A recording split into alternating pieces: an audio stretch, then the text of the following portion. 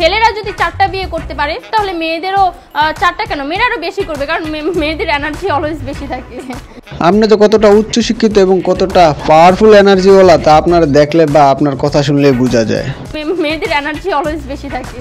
তার এই কথা শুনে অবাক হওয়ার কিচ্ছু নাই, যেই লেভেলের মাইয়া সেই লেভেলের কথা তো ভাই কইবই, কিন্তু ও যেই রকম সেই রকম অন্য নারীদেরকে ভাবাটা কিন্তু তার মোটেও ঠিক হয় নাই, কারণ ওর 4-5 জনের সাথে থাকার মতো যে এনার্জি রয়েছে সেটা কিন্তু অন্যদের নেই, অন্য নারীদের নেই। এই মেয়ে হয়তো পৃথিবীর একমাত্র মেয়ে যে নিজের প্রশংসা নিজেই করে ক্যামেরার সামনে বা মিডিয়ার সামনে এসে। আমার কাছে মনে হয় যে আমি অনেক আকর্ষণীয়, আমার জিরো ফিগার। কখনো পরিমণির সাথে আবার কখনো সানি লিওনের সাথে তুলনা করে নিজেকে নিজে। আমার চোখ দুটো হচ্ছে টানা টানা, ঠোঁট দুটো হচ্ছে গোলাপের মতো, আর গাল দুটো হচ্ছে একদম টমেটোর মতো। তারপর আর শুধু তাই না, আমার এই যে কান দুইটা একদম খরগোশের মতো খাড়া খাড়া, আর চুলগুলো একদম রেশমি রেশমি।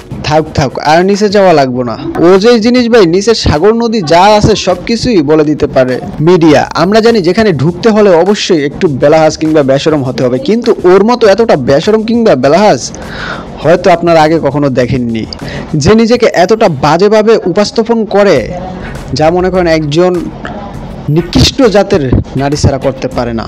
এইটারে এখন ভাইরাল করতেছে কিছু ইউটিউবার কিংবা কোনো টোকাই সাংবাদিকরা।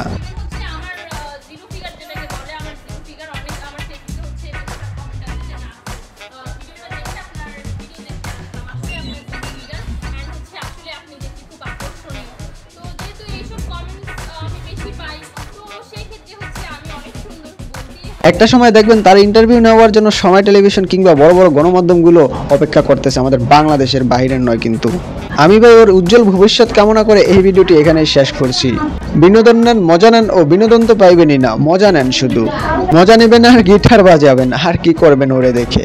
সো গাইস, এই ভিডিওটি এ পর্যন্ত। ভিডিওটি দেখার জন্য অসংখ্য ধন্যবাদ। ভালো থাকবেন, সুস্থ থাকবেন, আসসালামু আলাইকুম।